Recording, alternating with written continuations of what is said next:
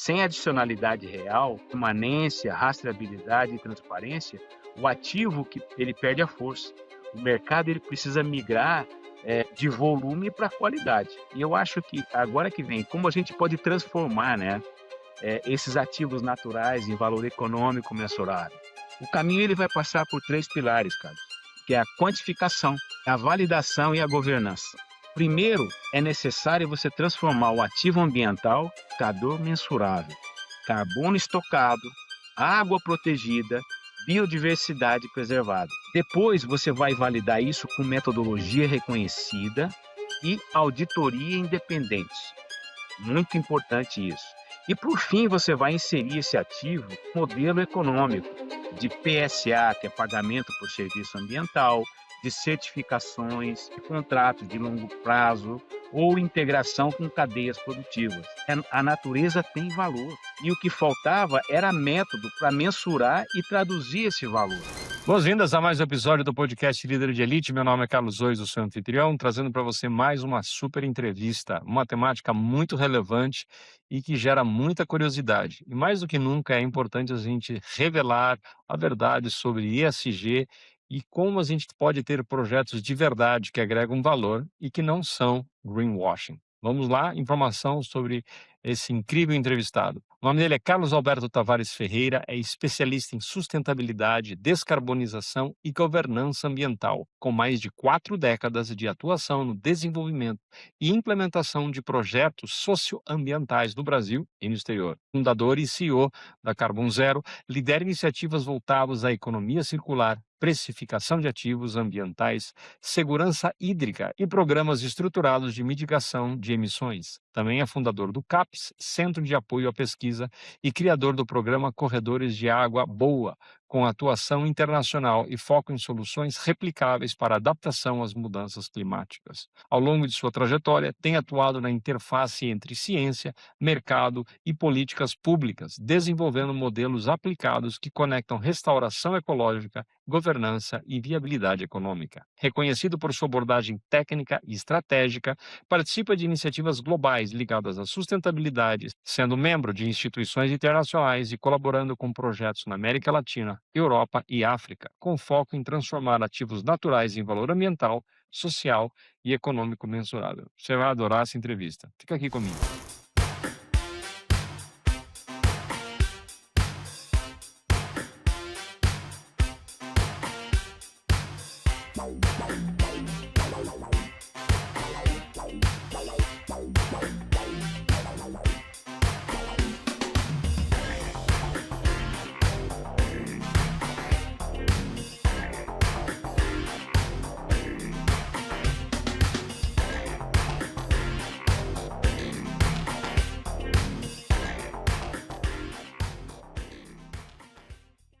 Bom que deu certo da gente se encontrar. O LinkedIn, ele traz essas surpresas maravilhosas para a gente. É uma honra estar aqui com você no programa. E como é de costume, boas-vindas. Quem é o Carlos Ferreira, pelo próprio Carlos. Está contigo, meu caro. Olha, Carlos, muito obrigado pelo convite, pela gentileza do convite. É uma satisfação poder falar com você, com seus ouvintes, seus leitores também. E eu acho que é muito importante a gente fazer esse network e se apresentar hoje nesse segmento, né? Porque é um segmento muito delicado hoje, a questão do network do bem, né?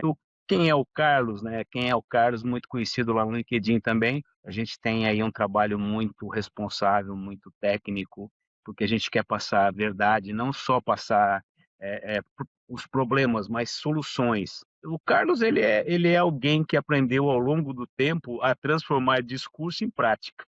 Eu trabalho com sustentabilidade não como um conceito, mas como uma estrutura de medir, de organizar, de dar valor. Eu acho que o que era antes invisível, eu falo como água, como floresta, como biodiversidade, eu me vejo como alguém que fala sobre o meio ambiente, eu me vejo alguém como quem conecta a natureza é, com, com a economia e com decisão. Eu acho que a gente, quando fala em decisão, é fundamental que quando você fala hoje, é uma grande diferença quando você fala hoje em sustentabilidade, falar de sustentabilidade e estruturar soluções que funcionam na prática ao longo de anos. O que ficou claro para mim é que o desafio não é falta de conhecimento, é a falta de integração entre a ciência e o mercado, e principalmente a decisão. Eu acho que é exatamente isso aí que me fez iniciar esse trabalho, essa inserção que eu venho trabalhando já há mais, estou falando de adquirir minha reserva natural há 30 anos, então há 30 anos praticamente eu estou trabalhando dentro desse segmento com projetos socioambientais, sempre buscando transformar ativos naturais com valor mensurável. Eu sou fundador da Carbon Zero, nós criamos a Carbon Zero em 2005. Quando a gente criou a Carbon Zero em 2005, tinha acabado o protocolo de Quioto, foi antes, inclusive, do Acordo de Paris. Então, nós entendemos, nós vimos toda a convulsão desse mercado, praticamente de anos para cá, onde a gente estruturou programas de descarbonização, de governança ambiental, de precificação e ativos ligados à água, a carbono e à biodiversidade. Inclusive, em 2006, nós criamos também o programa Corredores de Água Boa, que hoje é referência internacional. Hoje nós estamos em 12 países no continente africano, a convite do BRICS. Nós temos uma sede em Pretória, na África do Sul, ao qual a gente faz uma gestão de consultoria para esses 12 países, com 3 pilares, que eu vou falar mais um pouco pela frente depois. Então, quando a gente faz esse trabalho, ele começa a criar ramificações. E ao lado da nossa reserva natural, eu vi a necessidade de criar uma estrutura para receber os pesquisadores, apoiadores, os intercambistas. Hoje, quando nós criamos o CAPES, o Centro de Apoio e Pesquisa, que fica a 50 quilômetros de Curitiba, nós recebemos, nós pegamos no aeroporto ou na rodoviária, professores, alunos, intercambistas, pessoas que estão fazendo doutorado, mestrado, ou cientistas aqui do Brasil e de fora. Nós trazemos, levamos eles para o CAPES, eles tomam café da manhã, eles almoçam, eles tomam café à tarde, eles jantam, pernoitam, ficam ali 1, 2 semanas e não pagam nada. Nós criamos essa estrutura que quando ele vai embora, a gente traz de volta para o aeroporto ou para a rodoviária.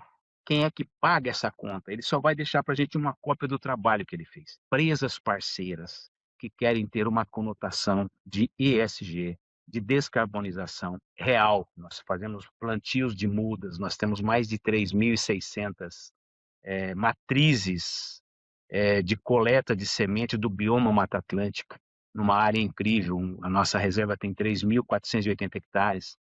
Isso funciona como um laboratório vivo de conservação, de restauração. E o programa Corredores de Água Boa que nós criamos, ele conecta e dá a garantia de segurança hídrica para as cidades. Por exemplo, várias cidades onde a captação é o rio, nós fazemos um projeto completo, margem direita e esquerda, blindando toda aquela bacia para garantir segurança hídrica para captar para a cidade.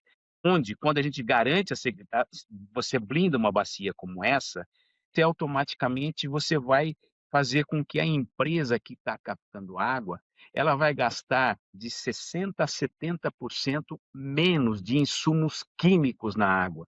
Ela vai gastar menos de 50% de energia. Então, é um impacto muito grande, porque todos os proprietários da margem direita e esquerda que são beneficiados nesse programa, eles recebem apoio desse projeto com PSA, pagamento por serviço ambiental, pago pela própria empresa que faz a captação da água. Eles liberam de 2% a 3% do recurso para aquele município, e quando eles liberam esse recurso, nós dividimos entre todos os proprietários de cada margem desse rio, dessa bacia, que contemplaram, que hoje são produtores de água. E com isso, o nosso foco ele sempre foi o mesmo: sair do discurso, estruturar modelo que funcione e em escala. Eu acho que esse é o fundamental. Nós fizemos vários projetos também, vários estudos, inclusive na bacia do Guandu, lá no Rio de Janeiro, do Tietê, em São Paulo, aqui no Paraná, na bacia do Iguaçu, municípios como Cascavel e outras cidades também, para mostrar que é possível. E quando a gente faz um trabalho desse, ele irradia principalmente qualidade de vida para as pessoas. Eu acho que talvez o ponto mais importante de hoje seja entender que essa agenda, ela deixou de ser ambiental, ela passou a ser econômica, ser estratégica e principalmente decisória. Eu gosto de falar sobre isso, a decisão de quem está lá na frente. Então, mais ou menos, é um pouco do nosso trabalho. Nós criamos aqui também, em 2018, 2019, nós protocolamos a criação do painel paranaense de adaptação e mudanças climáticas, porque quando nós criamos isso, o pessoal perguntou, mas o que você está criando, né? O que é isso, afinal? Isso foi em 2018 para 2019. 2020 e 2021, Curitiba ficou sem água 2 anos. Então, quando o impacto de eventos extremos acontecem, o inimaginável aconteceu. Curitiba ficou sem água 2 anos. E então vieram me procurar, Carlos, como que você implanta isso? Como que nós implantamos? Como que fazemos parceria?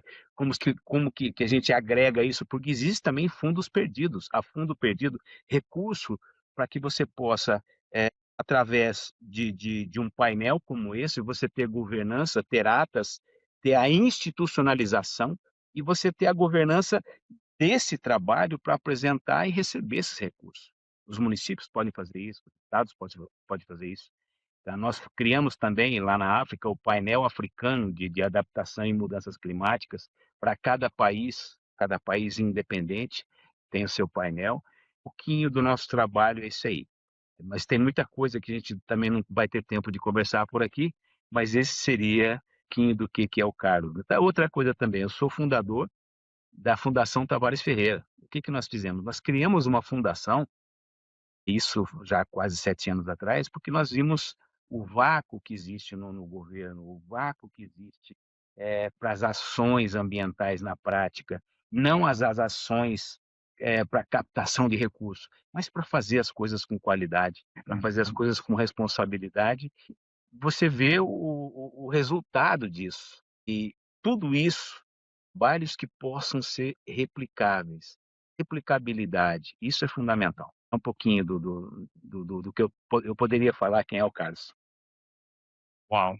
2 pontos que me ressaltam, assim, primeiro, o impacto que existe hoje no Brasil, na África, em outros países, no mundo de uma forma geral, porque existem pessoas que em algum momento tomaram a decisão que você tomou de seguir esse caminho. Você falou muito sobre decisão.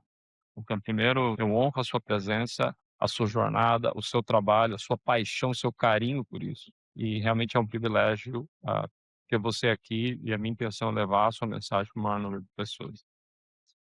Entrando um pouquinho na história, está relacionado com decisão, o que te motivou? Qual foi o turning point? Qual foi a virada de chave? Falou assim: eu vou seguir nesse caminho. É isso que eu preciso fazer. O que te levou a trabalhar essa decisão tão certeira, antes do hype, antes do modismo, né, para fazer de fato uma coisa, transformar a teoria em prática através da sua empresa, o Carbon Zero, com esse trabalho tão lindo que você faz. Realmente é uma pergunta muito particular para mim, sabe? Foi uma coisa muito difícil para mim, porque olha, eu tinha 5 supermercados, certo? Eu tinha uma rede de supermercados aqui em Curitiba e era só eu, minha esposa, 2 filhos, filhos pequenos, e eu estava cansado, mais de 400 funcionários, e eu queria uma chácara para ir descansar final de semana ou alguma coisa que eu pudesse relaxar um pouco o final de semana. Porque quem tem supermercado trabalha de domingo a domingo, só descansa de 1 hora da tarde para frente. Então, o que que aconteceu? Nessas 5 lojas, eu tinha um coronel da polícia, do exército, aposentado, que ele passeava comigo pelas lojas, cheques, o dinheiro, e a gente ia levava ao banco depois. Então, ele via o trabalho, via o funcionamento dessas lojas, e um dia ele me abordou: Carlos, você não quer trocar uma loja dessa, a loja lá de Piraquara comigo, ou outra que você quiser, por uma chácara? Eu falei: poxa vida, vamos ver essa chácara, né? E no final das contas, fui lá ver a chácara dele. Era uma fazendinha de 145 alqueires. Ele tinha ela há 30 e poucos anos e não estava usando, e eu gostei, eu falei: é isso que eu quero. Tinha um lago lindo, com muita floresta, era o que eu queria. É onde a gente tem agora o CAP, Centro de Apoio e Pesquisa. O que que aconteceu? Quando você perguntou, o que que te motivou a fazer isso? A minha ideia ali seria plantar pinos e eucalipto e ter uma aposentadoria. E nós estamos falando do quê? Do município de Campo Largo. Campo Largo é o berço da louça da América Latina. É o maior exportador, é o maior fabricante de louça fina da América Latina. Eles usavam do ano de 1960 até 2009, usavam carvão, carvão de árvores. Eles derrubavam florestas, faziam lenha, certo? Era um absurdo, mundo de fornos que trabalhavam 24 horas por dia, 365 dias por ano. E eles me fizeram uma oferta. Carlos, fiquei sabendo que você comprou a fazendinha, era tudo floresta, nós queremos comprar o seu mato. Naquela época podia vender o mato. Nós vendíamos como Bracatinga. Você vendia embu, araucária, cedro rosa, canela sassafrás, tudo como Bracatinga. Chegava lá o cara da fiscalização, ele dava ok, é tudo Bracatinga. E vendia aqui. Eu falei, eu vou vender isso aqui, e o cara ofereceu para mim a alqueira ou a cada hectare de floresta que você me vender, eu posso oferecer para você pinos, eucalipto ou pasto, fica a teu critério. E quando nós fomos dar a volta e passear e ver a área que a gente ia disponibilizar para eles cortarem, espaço de 300, 400 metros, eu estava com o meu filho, inclusive mais novo, um pedacinho pequeno que a gente andou numa trilha, a gente viu 3 animais. Eu fui para casa com aquilo na cabeça, eu falei, poxa vida, 3 animais aqui. Aí eu voltei um dia sozinho lá na outra semana, e aí eu cheguei pro cara, eu vi mais uns animais, eu vi uma cutia, vi uma paca, falei, caramba, eu não vou vender isso aqui não. Então veio alguma coisa assim, falou, você não vai vender? Cheguei pro cara, falei, olha, desculpa, não vai rolar, a gente não vou vender mais, eu vou manter aqui a floresta. Tudo bem.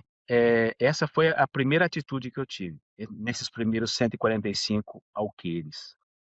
Aí, um ano depois, eu fiquei sabendo que a área em frente à casa, que tinha uma casa antiga de madeira de peroba, que agora eu fiz uma casa de alvenaria, uma casa muito boa também, que é a minha vista, tinha uma floresta enorme na frente, que eu fiquei sabendo que essas empresas de louça iam comprar, iam derrubar tudo, ia virar tudo carvão. E eu já estava cansado com o supermercado e eu tinha 3 grupos que queriam comprar a nossa rede. Aí, no final das contas, conversei e acabei vendendo, fechei e comprei a fazenda inteira de floresta. Imagina só, há 30 anos atrás, há 20 e poucos anos atrás, que seja, foi em 2000, 99 para 2000, eu vendi É difícil os isso. 5 supermercados e comprei tudo floresta. Floresta. Minha família entrou em pânico. O cara ficou louco, né? O cara ficou maluco. Onde já se viu quem é que compra mato. Eu falei pro meu pai, pai, hoje ele está com 93 anos, meu pai.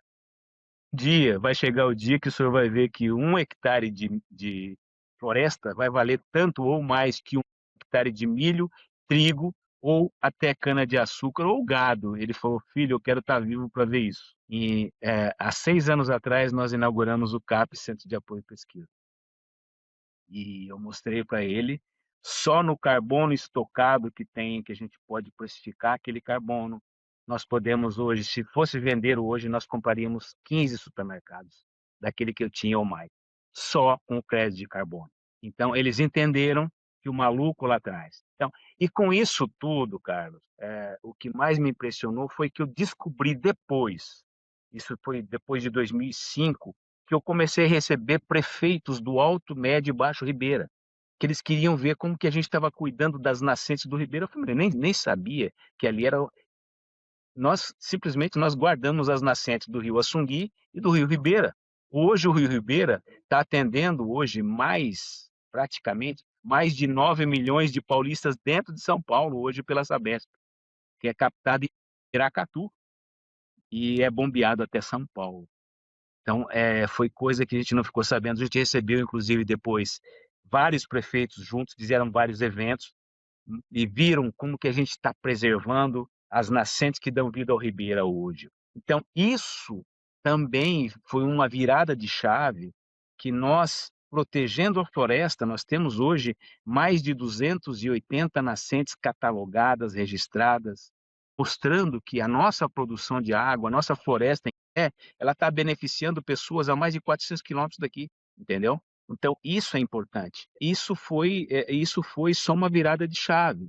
Eu acho que não foi uma decisão de tendência, foi de vivência, tá? Eu vi de perto o que acontece quando a teoria ela não chega no território. Projetos bonitos no papel, mas que não mudava a realidade, então isso me incomodou. Então eu comecei a usar a nossa reserva como projetos pilotos, eu começava a fazer por ali. Se acontecia bem ali, a gente poderia fazer para fora. Então, a virada de chave ela foi simples. Parar de discutir os problemas e começar a estruturar soluções com método, com métrica, com continuidade. E antes de virar a pauta, né, já era necessidade. Eu só antecipei algo que a própria realidade já estava mostrando, que é possível a gente cuidar de recursos hídricos. Por exemplo, nós fizemos alguns projetos aqui em Curitiba. Eu fui convidado para ser vice-presidente da APAV, Associação dos Protetores de Áreas Verdes de Curitiba, região metropolitana, que agora é paranaense. Nós tínhamos em 2013, em Curitiba, 3 reservas naturais documentadas e registradas. Elas tinham 13 mil metros quadrados.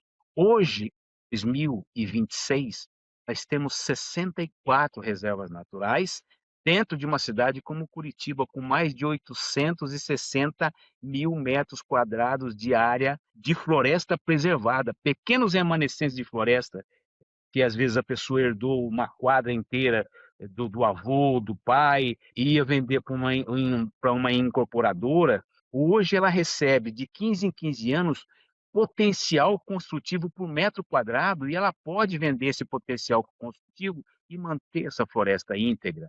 E com isso, o que Curitiba ganhou?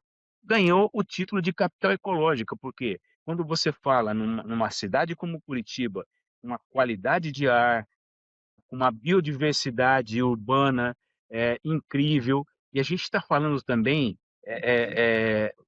o microclima local. Ele muda, as pessoas melhoram também até o seu humor. A cidade ela não é escaldante, ela é fresca. Então isso é um diferencial. Eu acho que esse foi a virada de chave que você me perguntou, foi isso que me deu esse start e até hoje a gente está tentando hoje replicar isso com mais qualidade, com mais credibilidade. Uau, fantástico. Que história bacana, surpreendente. Que bom que você contou. Vamos lá, para a Geralmente gente. eu não sou eu não gosto até de conversar muito sobre isso, porque veja bem, eu sei como é que foi difícil para mim naquela época. Mas é Então, emocionante. imagina só, você às vezes passar por uma e você não vender a floresta, você não deixar o pessoal derrubar aquilo, porque eu vi crianças de 5, 6 anos peneirando carvão, porque essas empresas só queriam carvão de padrão, do tamanho de uma cebola. Era padrão, você não podia. Você viu o narizinho delas todo escorrido, de pé no chão, mas elas ganhavam diária, né? Então eles queriam dinheirinho, no final das contas, eu vi muitas coisas erradas. Depois de 2009 para cá, chegou o gás em Campo Largo e acabou a queima do carvão. A queima, então, automaticamente foi um ganho para todos. Eu acho que isso é um diferencial que eu fico muito feliz, inclusive, em ter participado e ter lutado contra isso. Certeza, com certeza. Para a gente fazer essa transição agora, né? Já estamos fazendo a transição para aspectos um pouco mais técnicos da questão do ESG, descarbonização, a questão do greenwashing, são todos temas que são super relevantes, eu quero muito te ouvir. A questão do valor econômico mensurável, né? Sair da teoria e para prática, e com o seu nível de expertise, a gente tem muito a aprender aqui contigo, eu e a nossa audiência. Vamos fazer uma transição suave, explicar um pouquinho o que é a questão desse mercado de carbono, crédito de carbono, o que é a meta de carbono zero e o que é descarbonização. Ou seja, dá uma visão geral para quem não é do mercado, para quem ouviu falar e para não tem conhecimento. E aí depois a gente vai poder entrar bem, bem profundo. Perfeito. Eu acho que esse mercado é muito delicado, porque eu falo para você, porque nós vivemos isso desde 2009 para cá, que 2005 ninguém falava em carbono. Mas tudo que foi criado, tudo que foi negociado até o ano passado, foi tudo greenwashing. E eu levantei essa bandeira em 2018, mostrei isso. Mostrei em 2018, eu tenho artigos, eu tenho palestras, eu tenho várias entrevistas que eu falo sobre isso e eu falo onde era o problema. E simplesmente agora é que a gente está vendo. O mercado ele foi sancionado agora esse ano, no início desse ano, e ainda a gente está vendo aí absurdo de espertos querendo ganhar do dia para a noite. Isso não acontece dessa forma. Para quem não entendeu o que o mercado ainda fala sobre descarbonização, eu acho que o principal equívoco é tratar a descarbonização como compensação. É quando, na verdade, ela precisa ser estruturada como transformação operacional. Eu falo isso porque, veja bem, quase 3 anos atrás foi homologado no Senado Federal uma lei que toda empresa no Brasil deve ter o seu inventário de pegada, o seu inventário de emissões, e você compensar até 30% das suas emissões. Você entendeu? Isso é muito sério, isso já é lei. Então, as empresas têm que se adaptar já para esse próximo ano, já ter o seu inventário em mãos, para que eles possam, na prática, fazer a sua descarbonização. Eu acho que não se resolve emissões comprando crédito. Resolve as emissões redesenhando o processo, cadeia produtiva e uso de recursos. Você está entendendo? Não é você comprar para emitir. Eu estou pagando, eu tenho direito de emitir. É essa conscientização que a gente está tentando tirar, entendeu? Realmente. A ideia é redesenhar esse processo. Outro ponto que eu acho interessante é a ausência de métrica confiável. Sem inventário robusto, sem linha de base definida, sem monitoramento contínuo, qualquer discurso perde o valor. O mercado ele ainda subestima o papel do MRV, que é a mensuração, o reporte e a verificação, entendeu? Esses três, MRV, mensuração, reporte e verificação, esse ainda é muito subestimado hoje no mercado. E hoje, por que muitos projetos de ESG? E o ESG, todo mundo sabe, virou agora três letrinhas que está na boca de todo mundo. As pessoas confundem o ESG com sustentabilidade, mas não é assim.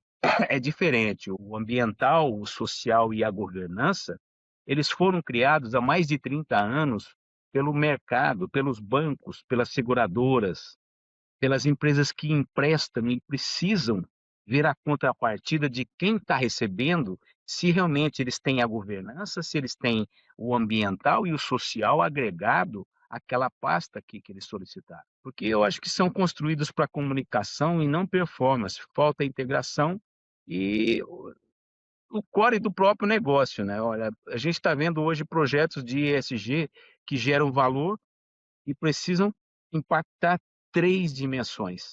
Primeiro é redução de risco, eficiência operacional e a geração de novos ativos.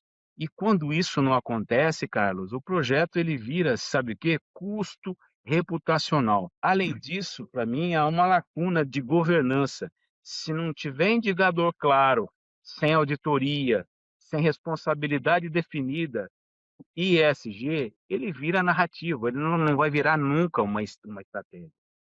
Eu acho que o maior erro no mercado de carbono hoje é tratar o crédito de carbono como produto financeiro isolado, desconectado ao território. Isso é um erro absurdo, porque olha, crédito sem lastro técnico e consistente, ele perde a credibilidade. Eu acho que o mercado já começou a reagir a isso, e o que sustenta o valor não é o certificado, é a integridade do projeto. Idade é fundamental, porque sem adicionalidade. Você sabe o que é a palavra adicionalidade? Dentro do mercado de carbono, aconteceu uma coisa muito legal, muito estranha, inclusive. Nós fizemos um estudo de uma área de mais de 80 mil hectares no coração da Amazônia, em Tapauá, lá, caramba, é uma área lindíssima. O rio, que ali as pessoas chegavam só pelo rio, projeto que você tinha que, por exemplo, o cara herdou a propriedade, nós tínhamos que sair de Curitiba aqui com uma equipe de 15 pessoas, pega um voo até São Paulo, de São Paulo pega outro voo até Manaus, de Manaus pega um barco daqueles que o pessoal fica com rede lá, anda, sobe 10 dias no rio com equipamento, Depois Fantástico. chega até certo ponto, desce todo mundo, aí eles pegam voadeiras, são barcos de 25, 30 metros, compridos, com motor muito forte, e ali pegam 2, 3 voadeiras dessa, colocam o equipamento e o pessoal dentro, e esse pessoal começa a subir pequenos rios e garapés até chegar num certo ponto. Desce todo mundo, e aí mais 15 dias a pé até chegar à propriedade da pessoa. Então, olha só como é que era a situação. Isso era para fazer a geração do projeto, para fazer o estudo, para fazer o inventário desse cidadão. Então, imagina o custo disso tudo até chegar lá. Eles vão montar a barraca, montar lá ali a estrutura, e ali vão montar refeitório, porque eles vão ficar ali por 2 a 3 anos. Ali eles vão fazer um inventário total dessa propriedade, eles vão fazer todo o levantamento. Enquanto eles fazem lá, a gente faz todo o levantamento e a integridade dessa propriedade por aqui. Cartórios, documentação, legalização, registros, as licenças, tudo certinho. Aí, veja bem, depois de 3 anos, esse pessoal faz esse serviço incrível, uma área de 80 mil hectares, ia dar uma geração de crédito incrível, só que na hora de fazer o registro, a pessoa olha para você, você com aquelas informações todas na mão, fotos, muito subsídio. A pessoa fala, Carlos, o trabalho está incrível, só que essa área aqui não tem adicionalidade. Imagina só aquele arrepio que começa no fio da cabeça, quando eu tinha cabelo, né? Começa no fio do cabelo e vai até na ponta do pé. Imagina você ficar 3 anos, gastar o que você gastou e você simplesmente não ter adicionalidade numa área daquele tamanho, porque é o planeta falando salve a Amazônia, só que quando você vê a área tão íntegra que ela não tinha adicionalidade. O que é isso? Se tivesse na parte de cima, na parte norte, uma mineração, se tivesse na parte norte norte-noroeste, se tivesse ali, por exemplo, a pequena estrada que estão fazendo ali, as pessoas poderiam pressionar essa área com grilagem de madeira, ou seja o que for. Ou se essa propriedade também tivesse o licenciamento, que lá na Amazônia é 80% pelo Código Florestal Brasileiro, você deixa como reserva legal. Os outros 20% você pode abrir. Você tem o direito a isso, mas você precisa do licenciamento. Se você tem esse licenciamento, automaticamente, se ele está ok, você tem a adicionalidade nessa propriedade. Visto isso, ele não tinha nenhum desses fatores. A área estava totalmente íntegra. O que que você vai fazer? Aí a gente pensa, caramba, o que que a gente pode fazer para não perder isso tudo? E aí estive lá, fomos andar e imaginar, porque a gente participou também lá da COP de Biodiversidade lá no Canadá. Integra, hoje, se tiver, por exemplo, um animal em perigo de extinção, ele pode agregar valor a uma propriedade inteira e isso gerar recursos. De onde tinha zero de carbono, de valores, nós conseguimos o seguinte: eu fui lá, cheguei, um ribeirinho serviu lá na beira do rio, arroz, feijão, um pedaço de carne. Eu achei que era jacaré. E aí o cara falou não. Eu perguntei se era jacaré, ele falou é tracajá. Eu nem imaginava que era um tracajá. Aí ele mostrou para mim, é tartaruga. Aí na hora ele falou, olha, mas a gente já quase não encontra mais. Aí veio o start, né? Aí pra você ver, aí que coisa interessante. Aí eu imaginei, caramba. Aí ele falou, olha, hoje praticamente todos os ribeirinhos que consumiam não estão encontrando mais, porque as pessoas estão pegando e vendendo no mercado do ver-o-peso lá no Pará, ou está indo para Manaus. Então, hoje virou o comércio muito pesado, então praticamente eles estão pegando as pequenas, as grandes e simplesmente viram comércio e não se encontra mais. A comunidade tradicional já não encontrava mais. Aí eu imaginei aquele projeto Tamar que tem lá na Bahia, lá no sul da Bahia. Eu imaginei a possibilidade de fazer um projeto Tamar junto com o nosso CAPES, Centro de Apoio e Pesquisa, montar um CAPES nessa propriedade, porque o CAPES ele fica durante 30 anos até terminar o projeto. Durante 30 anos, todo ano, você faz uma colheita de carbono. E nesse caso, seria, por exemplo, a reintrodução de tartarugas naquela região toda. Quando a gente apresentou o projeto, do zero foi para $35. Você está entendendo? Então, quer dizer que isso é adicionalidade. Então, se não tivesse hoje essa contrapartida da biodiversidade, nós tínhamos perdido aquilo tudo. Sem adicionalidade real, permanência, rastreabilidade e transparência, o ativo que ele perde a força. O mercado ele precisa migrar de volume para qualidade. E eu acho que agora que vem, como a gente pode transformar, né, esses ativos naturais em valor econômico mensurável? O caminho ele vai passar por três pilares, Carlos, que é a quantificação, a validação e a governança. Primeiro, é necessário você transformar o ativo ambiental em indicador mensurável, carbono estocado, água protegida, biodiversidade preservada. Depois, você vai validar isso com metodologia reconhecida e auditoria independente. Muito importante isso. E, por fim, você vai inserir esse ativo modelo econômico de PSA, que é pagamento por serviço ambiental, de certificações, de contratos de longo prazo ou integração com cadeias produtivas. A natureza tem valor e o que faltava era método para mensurar e traduzir esse valor. Tanto que, em parceria com a Brasil Carbono, em 2022, nós fizemos projeto, tudo, para fazer esse trabalho junto a pequenos produtores rurais. Pela Embrapa Florestas hoje, no Brasil, nós temos 66% de floresta nativa. Desses 66%, 26% estão hoje em propriedades particulares. Reservas legais averbadas, documentadas do pequeno agronegócio, do médio agronegócio e do grande agronegócio.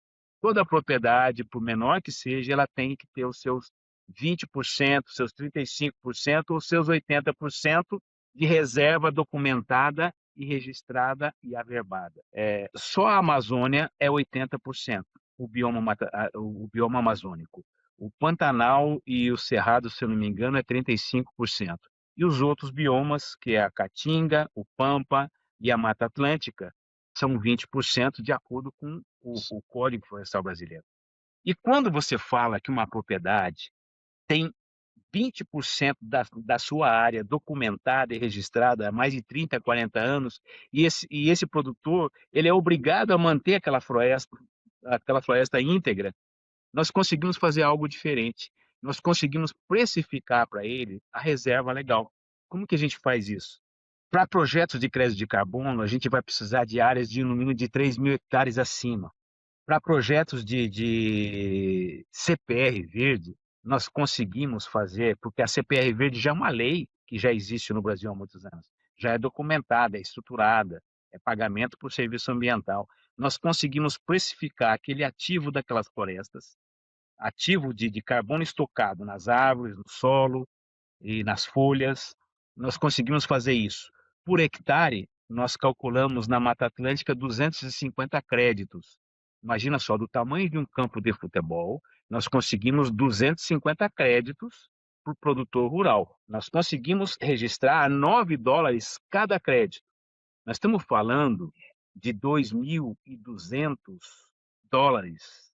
certo? Por hectare, para esse proprietário rural. Então, é fundamental que são R$ 15.000 praticamente por hectare, e isso é averbado, é registrado na B3. A Bolsa de Valores registra o proprietário tal, no município tal, tem tanto de carbono estocado.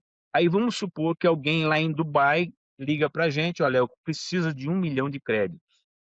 Simplesmente o que a gente faz? Nós vamos pegar uma relação de todos os proprietários que têm, pequenos proprietários, que têm 80.000, 150.000, 20.000, 30.000 créditos registrados, ou toneladas de carbono, que 1 tonelada é um crédito. E aí nós damos para esse proprietário, para esse cidadão lá em Dubai, uma relação com todos os nomes, o CPF da pessoa e quanto ela tem aposentado lá na B3. Está registrado lá. Simplesmente de Dubai, ele vai entrar no site da B3 e ele vai ver cada proprietário desse, quanto que ele tem documentado, registrado. Ele vai dar ok em todos. Olha, Carlos, conferi tudo certinho, vamos fazer o negócio. Ele faz o pagamento, nós desaposentamos de cada proprietário desse e passamos diretamente para ele, porque quando a gente faz esse registro na B3, sai com dois números, ISIN nacional e um ISIN internacional. Isso pode ser vendido nesse mercado ou mercado externo. Então, dá credibilidade para quem está comprando, porque ele não está comprando da B3. A B3 simplesmente está garantindo que aquele produto ele foi registrado lá na B3, foi certificado, foi auditado e a propriedade existe. E a gente tem também a proteção do Código Florestal Brasileiro, que ninguém pode derrubar a área de reserva legal. Já é documentada, é registrada. Entendeu? Nós conseguimos fazer isso. Então, isso nós conseguimos fazer pela falta de credibilidade que tinha até então os projetos de crédito de carbono. Então, quando a gente fala isso, que a natureza ela tem valor, a gente está falando de precificar só o carbono, mas também esse proprietário dessa pequena propriedade, ele pode também precificar quantas nascentes ele tem, fazer um inventário hídrico, depois ele pode fazer um inventário de biodiversidade, e isso vai agregando no valor que ele já tem registrado lá na B3, que é $9 por crédito. Se ele tiver, por exemplo, um animal que está em perigo de extinção e isso está documentado, passa a ser $45 a mais por crédito. Já não é mais 9, já são 54, entendeu? E assim por diante. Nós estamos falando de algo de precificar realmente quem preserva e quem protege. E quando a gente fala isso tudo, a gente está falando de risco climático. O risco climático hoje no Brasil, principalmente, impacta em muitas decisões financeiras. Ele já impacta, mesmo que muitos ainda não perceberam de forma explícita, eventos extremos que estão afetando seguros, dito rural, infraestrutura logística, custo do capital que começa a refletir esses riscos e, principalmente, instituições financeiras mais avançadas que já incorporaram essas variáveis climáticas em análise de risco. Isso é fundamental. Isso tende a se intensificar cada vez mais com regulações, exigências. Eu acho que isso é fundamental. E ignorar isso hoje é assumir um passivo oculto. E o que falta para o Brasil hoje, que eu acho que é muito importante, dando seguimento a isso, o que falta para que o Brasil possa liderar uma economia verde. O Brasil hoje, Carlos, ele tem ativo natural, ele tem escala territorial, ele tem capacidade produtiva. O que falta é coordenação. Eu acho que nós precisamos de integração entre política pública, setor produtivo, mercado financeiro e falta também uma padronização de metodologia, principalmente com segurança jurídica. Essa palavra, a segurança jurídica, eu acho que esse é um problema sério, tá? Eu acho que a segurança jurídica hoje ela é o que mais pressiona hoje, tanto os pequenos proprietários, inclusive até os bancos mesmo. Eu acho que um outro ponto interessante é parar de exportar commodity ambiental, começar a exportar valor agregado. Eu acho que o Brasil pode liderar, mas precisa estruturar melhor essa proposta. Eu vejo que a adaptação climática, porque ainda ela é negligenciada aqui no Brasil. Adaptação, o que que é adaptação? É a preparação para o evento que vai acontecer. Isso vai acontecer muito. Por isso que quando a gente criou o painel paranaense de adaptação e mudanças climáticas, me perguntaram, Carlos, por que o adaptação lá no meio? Porque o adaptação é a ciência, é a academia, é o estudo, são cientistas, são pessoas técnicas que estão ali mitigando o que vai acontecer e de que maneira isso pode ser mitigado para quando acontecer o impacto seja menor. Porque a adaptação não gera manchete, mas evita prejuízo. A mitigação é importante, mas a adaptação é urgente. A gente está lidando hoje com um impacto que a gente já estão acontecendo já a olhos vistos, né? Escassez hídrica, eventos extremos, perda de produtividade. Tivemos aqui vários tufões, furacões aqui no Paraná, que inclusive destruiu uma pequena cidade inteira. Está acontecendo. São eventos de enchentes, assim, por exemplo. Então, por isso que hoje investir em adaptação é proteger ativos, infraestrutura, cadeias produtivas. E o custo, eu acho que não é de agir, ele é sempre maior. E uma coisa que a gente engloba nisso tudo, se você me permite dar continuidade, se tiver alguma pergunta, Claro. eu acho que é como que a gente pode evitar o greenwashing. O que que é greenwashing? Ele simplesmente ele é aquela empresa que não é verde, que está pintando a sua logomarca de verde. É aquela empresa que fala que fez o seu inventário, mas fez um inventário, aquele que ela comprou um modelo. Ela comprou um modelo de alguém que simplesmente também é greenwashing e simplesmente ele está entregando aquele produto com alguém que tinha aquilo e vendeu, ele pagou por aquilo, mas na prática ele não, a empresa dele não é sustentável, ela não é verde, ela não é responsável com os três elementos, que é a transparência, a rastreabilidade e a auditoria. Toda iniciativa, ela precisa ser mensurável e verificável. E se ela não pode ser auditada, é porque ela não pode ser considerada robusta. Eu acho que outro ponto é alinhar discurso e prática. Hoje, Carlos, o mercado, a meu ver, ele já consegue identificar inconsistências. O greenwashing hoje, não só no Brasil, mas fora, não é apenas o risco reputacional, é o risco jurídico e financeiro, certo? E ninguém quer isso aí no seu balanço. E o que diferencia hoje, né, um projeto ambiental bonito de um projeto viável? O projeto bonito é o que comunica bem. O projeto viável é o que se sustenta no tempo. Esse é um diferencial que às vezes a pessoa não entendeu. Não é ser bonito, ele tem que ser sustentável. E a viabilidade, ela exige um modelo econômico de governança, indicadores de capacidade de escala, porque sem isso o projeto ele depende de entusiasmo inicial, ele vai perder a força muito rapidamente. Eu acho que o mercado hoje ele precisa parar de premiar a estética e começar a valorizar a consistência. Eu acho que esse para mim seria é, esquecer um pouco a roupagem. Eu acho que o que está dentro, a consistência é o que vale mais. E eu acho que dentro disso tudo eu colocaria o seguinte, vamos falar em sites, né? Eu acho que na minha trajetória, uma coisa, algum insight que eu achei mais importante é que a natureza sempre operou com eficiência. O que faltava era o ser humano realmente aprender a medir, respeitar e integrar isso aos modelos econômicos. Hoje, eu acho que quem entender essa lógica, primeiro, não apenas vai preservar, mas ele vai ganhar competitividade. Realmente, eu acho que o maior aprendizado para mim foi entender que a natureza já opera com eficiência. Confiar na natureza. Muito bom.